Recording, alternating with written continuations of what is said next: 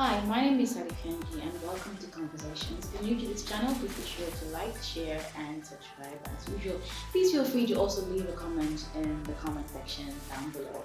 For those of you that are new to this channel, Conversations is all about taking a journey through people's lives. We'll share their inspiring stories and also their experiences and how they had to overcome certain situations. Being a man comes with a lot of expectations and responsibilities. The view of masculinity from society is that of a strong, emotionless being that has a characteristic, of being a protector, a provider, someone that will not show any emotion at all, who's trustworthy, confident in themselves, courageous, trustworthy, and the list goes on. Society has always said to a man, "Kosauri mommy," or "Moimuna samarida." Our topic for today is to be a man, and I'm joined by a very good friend of mine, Robert Chikwaulo, who will share more on what it means to be a man. But before we get to that, welcome, Robert. Thank you, Sally. Did I pronounce your last name right? I don't think I'm able to say it loud. Yeah, you're actually 98% correct. 98? What's the 2%? Yeah. No, thanks for having me. Thank you so much. Okay, so we're talking about to be a man, but before we get to tackle that particular topic, probably you could just share something about yourself. Who is Robert? Okay. Robert is my name, and come from a family of four. I'm the last one, and I was born and raised in a copper belt. I've got Kalashania both, so later on moved to the Saka, and I've been here ever since. I'm a chef by profession, and I think I've had almost 15 years in the hotel industry now, and probably 8 or 9 years of specifically pastry. Yeah. Okay, and how has that been? How challenging has that industry been?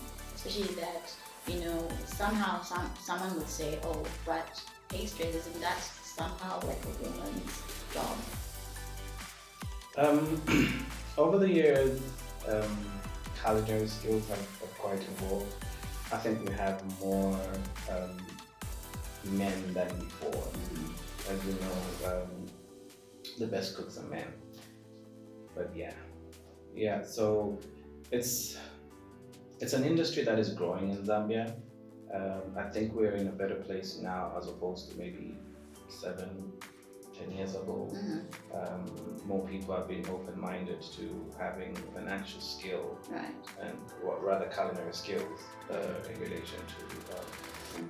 So we have a great and wide industry coming. We just need to invest more in education in terms of culinary skills.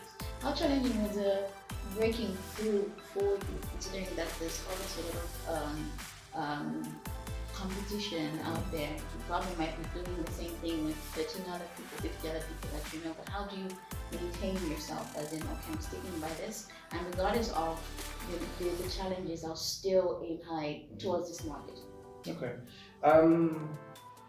It all starts with believing in what you do, having confidence in yourself and what you're producing.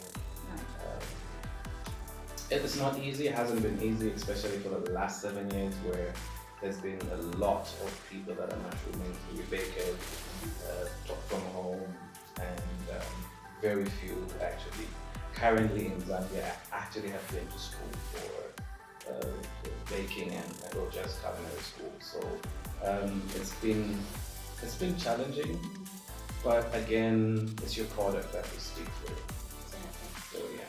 Okay, so now getting into our topic, which is to be a man, is there a distinction between the characteristics of a man and the responsibilities overall that a man has to take? Okay. Interesting question. Characteristics and responsibilities. I feel like you earlier said, being a man comes with a lot of responsibilities. That is from within yourself, rather expectations within yourself, family, friends, and also could be a loved one. But at the end of it all, it's finding yourself as a man, and that could be a lot of things to many different people. And we're living in a world where we have the definition of a man in so many different ways. Mostly common is being a provider, which is true.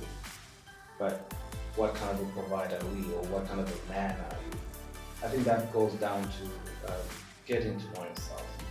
And being a man is not just showing your macho side, your strength side. Being a man is literally just being ahead, being a visionary, being a leader, and providing leadership in ways and places where you need to be and placed as a man.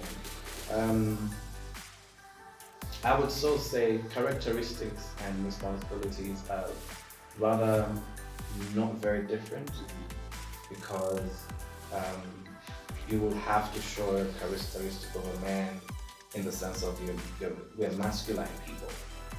So we need to have those characteristics related to manhood as opposed to womanhood. So we are very emotional beings, and I must point at this time that there are a lot of people out there who want to show their strength or macho-ness or masculinity without having to place their emotion.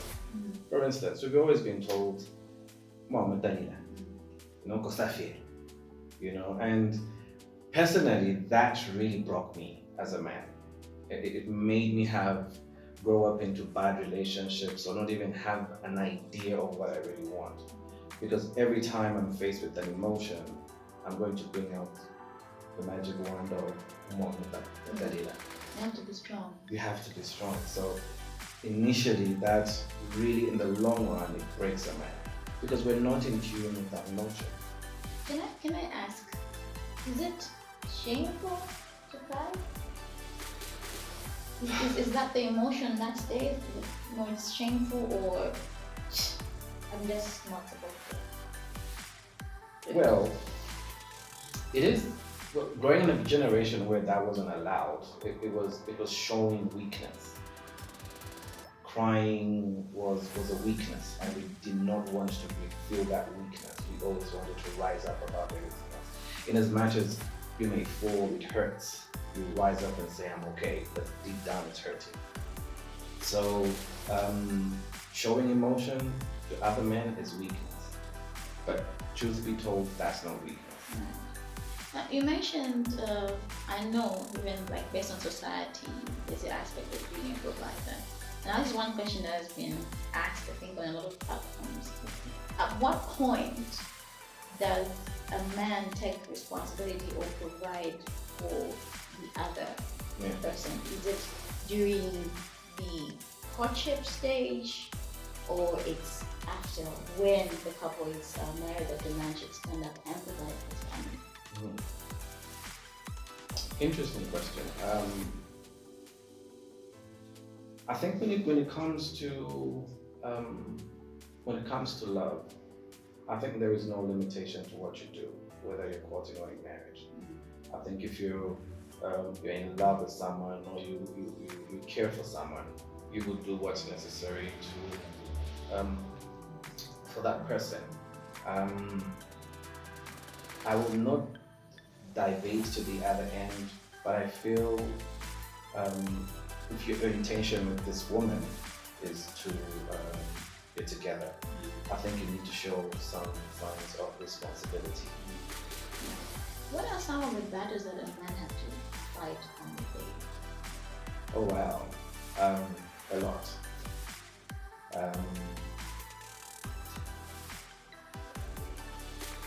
Expectations from society, expectations from your wake mates, your parents, your siblings, and your friends, and also yourself. The world out there is not merciful. It's rude. It's rough.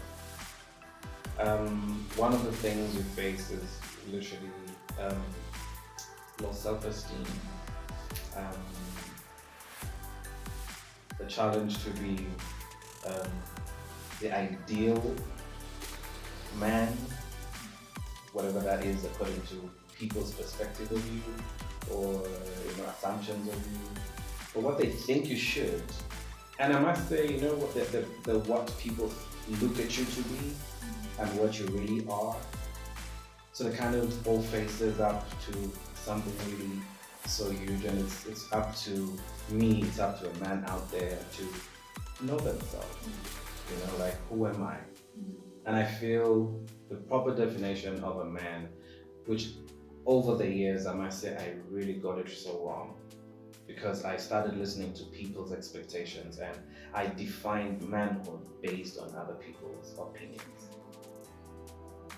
without really finding out who am I as Robert being a man. So it took a long time, reflection, meditation, and of course not forgetting God. Which brings me to this question, I think, as we were talking,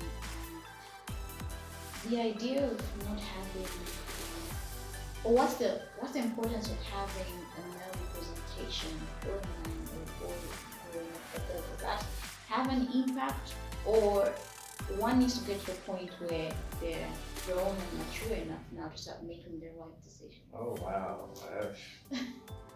that's huge. That's really, really huge. Yeah. I was raised by a single parent. My mom, great woman, God bless her soul. Growing up, I thought that's when I needed a parent. Now that I'm older, I feel I actually needed that. It's kind of the opposite, because at times like this, where at times we men don't even know what to do. Like you just don't know what to do. But expectations, or people expect you to know everything as a man, which is not true. At times you don't know. Do we need a man, a figure in our lives? Very important. I think we do. Not I think, we should have a man figure in our life. They really play a huge role. I think some of the mistakes in life I made in life, if I probably had a male figure, representation of a male figure, I wouldn't have gone through what I had gone through. And also, one of the challenges today is the gap between the men and the fathers. I don't know, maybe it's because we're having a drift of culture change and time. There's a gap between the fathers and us. So when you try to reach out to they're in another sphere of life, and we're in a different way because our cultures are kind of clashing, that becomes a challenge. This is why we find men trying to define themselves in groups, in just other vices of which really is very dangerous. But we really need a male figure in our lives as men to mentor us, to give us a sense of direction and responsibility. Because I'll speak for myself. It has been quite a challenging journey being a man, in that I have no father figure. The only closest thing I would ever get to a father is someone calling someone else's father. So on my end, it has been learning through experience. And it's different, but I guess that's what I'm gonna give my children, a father figure. Sure thing. Now, I want to talk about the aspect of rejection, right? Have you faced this evil thing firsthand? Oh wow. Rejection as in from relationships, or just rejection in general? Let's say generally, but something that really had an impact on your mental health. Because I think that's the direction we're heading now, where you can go to most places that are offering, some mental health assistance, but it was never the case, obviously, coming from some time back. So how, if you have been rejected before, is it something you could share, and how did you overcome it, or how are you overcoming that? Wow, rejection. I think there was a point in time where I really felt let down. Um, I was in a relationship, and for reasons best known to them, um, we just couldn't work, and that really, really, really crushed me. I felt lost. I felt inadequate. I lost myself. It's a place that every man goes through. I think we face more rejection than ever before. This could be a dream, a career that you or a position you want to apply for, or even a place where you want to be. I think I remember my earlier rejection was from my crush in school. I can't. Right, and she just told me up front, I can't date you. You know, I questioned myself. So, but yeah. So this particular person in my life, like all of a sudden things happen, and lo and behold, they were just not there. I tried by all means to have us sit down and talk through things, but to no avail. It took a long time. It took, I think, on average of maybe 2 years to really deal with it. And not only rejection, I think not only that, it was also rejection from people. Because you're going through a certain situation, or circumstance rather, and the friends that you expect them to be with you and walk you through are not even showing up. What about this thing they say that if you're in a relationship with someone, obviously you make her friends become your friends, and your friends become her friends as well. So now when you are apart, then what happens at that point? Do you stop talking to them? Do you avoid them? Was that something that was probably experienced during that time? Yes. Yeah. Yes. Because I think this is a person I knew even before. We were friends before we dated. So our friends were my friends. And so eventually I had to cut down on my friends, of our common friends, because I did not want to be found, because everything about them reminded me of us. So I had to make a choice. I really had to make a choice. I said, no, this is not working. And I had to cut them off for some time. Okay. So just I gained my self-confidence.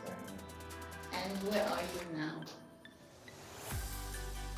I'm in an awesome place. Okay. I'm in a great place. I'm happy with the person I've become. I feel everything we go through is for a reason. And the more you question yourself, why do I have to go through this, the longer the process of you coming to your healing. So you have to ask yourself, once found in a certain situation or circumstance, or you're going through something, don't ask yourself questions as to why me, but I've done this right, I've been through this. And that just kind of delays your healing. Instead, say, okay, what should I learn from this situation? Because life will definitely hit. and it will give you the best blow that you have no comeback. But yeah, TKO. it's definitely. I want to take you back to this when we're talking about the like having a figure, a male figure in your life, and there's also when a girl, immediately a girl child is born, it's like the work starts then, because a girl is prepared. She learns how to cook, she learns how to clean the house, she learns how to take care of her body as well. And if there are any siblings that are younger, she'll be the one that will have to step up and take care of them as well. Now, when it comes to boys, it's very rare that there's any attention given. I don't know if that is deliberate or it's assumed that a man will know his place and his role as he grows up. How would you comment on that? I think that in itself is wrong because you're not preparing the boy child to manhood. This is why women always are kind of on top of men in terms of responsibilities and maturity, because they're taught certain things from childhood growing up. For us, I don't even remember.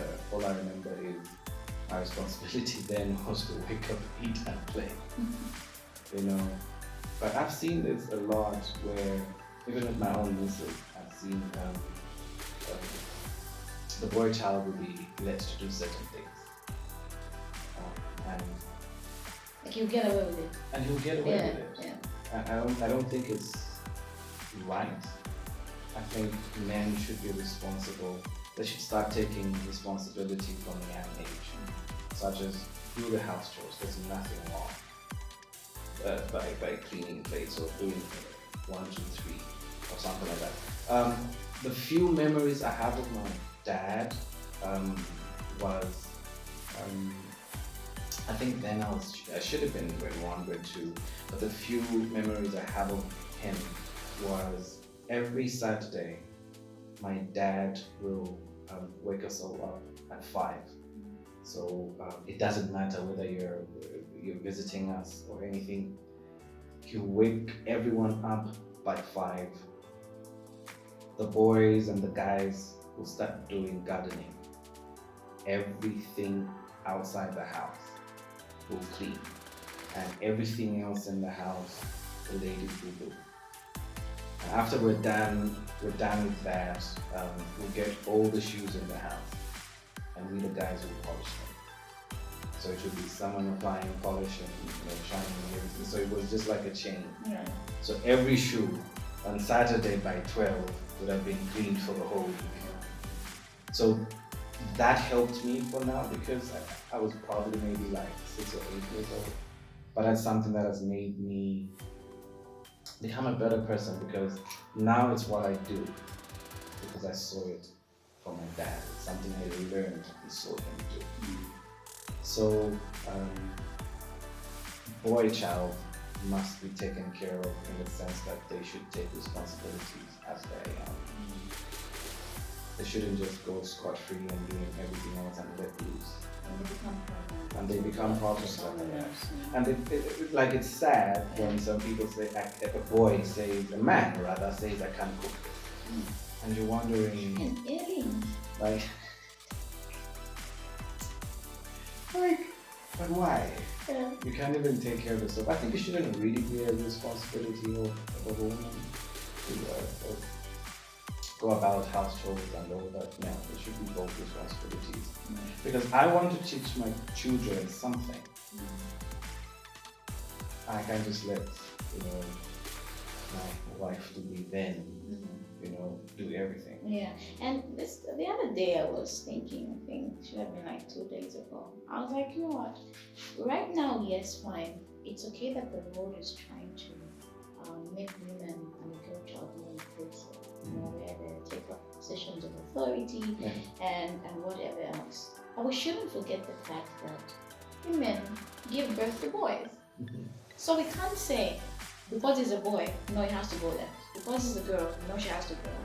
I think when it comes to teaching your children, it has to be well-rounded around okay, girl, boy, regardless. There's some responsibilities that children have at a certain age, and some obligation that they need to grow up in the way and say, okay, for me, it's ABC. Yeah. That's definitely, that's so correct. Right. Because I think when you're raising a child, you're raising a generation. So you want to impact all the knowledge they have. Over the years, I'm of the view, the most critical stages of teaching children between, I think, maybe to right about before 10 years old. That's really So when you miss that stage, then you've missed everything. So inclusion, and you brought up a very interesting issue of boy child, girl child, gender. I hope we're not going towards the feminism rules. No. It's not that. I think if we want to raise a good generation, we must look at what is beneficial for a boy child and a girl child. For instance, we're coming from a culture where if you break something, you will not be responsible for that which is broken, but you remember what your mother said because she was so upset with you. Yeah. Like certain things are just not realistic. Like if it was a mistake, a child breaks something, let them take responsibility. Teach them in a manner that they will learn from it, as opposed to just you remember the anger of your parent, as opposed to the mistake the child has done. Right. Speaking of which, I wanted to make mention of this earlier. When a man is rejected, we have what we call ego. And when that ego is bruised, we are more or less like a wounded buffalo, because that we hold with high esteem. So it takes a lot to come out of that bruised ego. It needs to be nursed. You need to find the right ways to heal in that bruised ego. And also mental health. Mental and emotional health are very, very important. So after my rejection and disappointment, I had to seek a lot of help, which was quite challenging then. But I was determined to be a better person, a better version of me, as opposed to what I was. So, just ask this question. We haven't mentioned the fact that you have been to Bible school. I know I make fun of you, but I can't wait for the day and I'll be calling, Pastor Robert. But anyway, I just wanted to quickly find out, just these quick questions. What is your language? How do you communicate to the world? What are the things that you like to do to just stay with yourself? Very quickly. I'm a foodie. So you eat? I eat a lot. Favorite color? Maybe 3 favorite colors. I don't have a Mention particular them. one. And one black is. Yeah, black, blue, and white. Okay, what's your favorite quote? A man is but as good as his word. Okay. Well, we are wrapping up today's interview. Of course, we had a great time.